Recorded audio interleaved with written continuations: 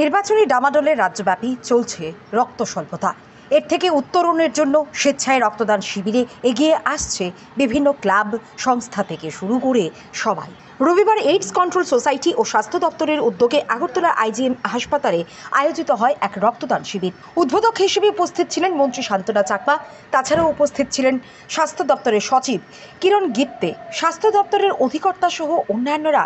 আজকের এই রক্তদান শিবির উদ্বোধন করতে গিয়ে রক্তদানে এগিয়ে এলেন মন্ত্রী শান্তনা চাকমা।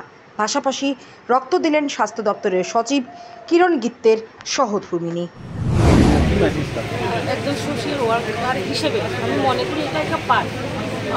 আমাদের প্রত্যেকেরই দরকার সমাজের উন্নয়নের জন্য। সমাজের যারা আরোগ্য ব্যক্তি আছে, যারা মুহূর্ত রোগী আছে, ওনাদের যখনই ব্লাডের প্রয়োজন, রক্তের প্রয়োজন, সেই মুহূর্তে যদি আমরা কিছুটা সহযোগিতা করতে পারি, তার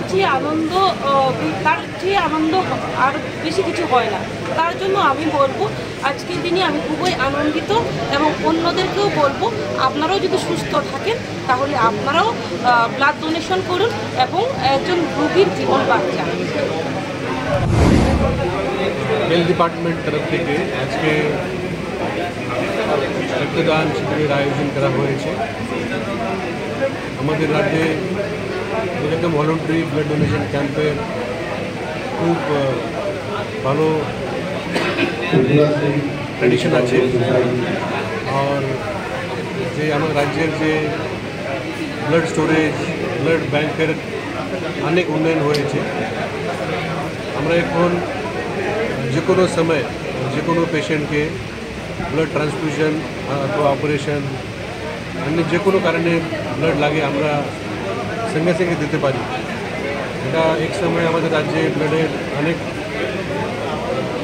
ঘাটতি ছিল, অনেক শর্টেজ ছিল। সেটা আমরা রেগুলার ব্লাড ডোনেশন ক্যাম্প করার পরে আমরা করতে পেরেছি। আমি আপনার মাধ্যমে সবাইকে অনুরোধ করব ভলেন্টারি ব্লাড ডোনেশন সবাই করুন আর রেগুলারলি করুন। ব্লাড ডোনেশন করার পরে আপনারও স্বাস্থ্য ভালো থাকে। বিশেষ করে যারা আমাদের ইয়াং জেনারেশন আছে, এটা যে আমাদের রাজ্যের ট্র্যাডিশন, এটা উনি চালু রাখবে, এটা আমার বিশ্বাস। ধন্যবাদ।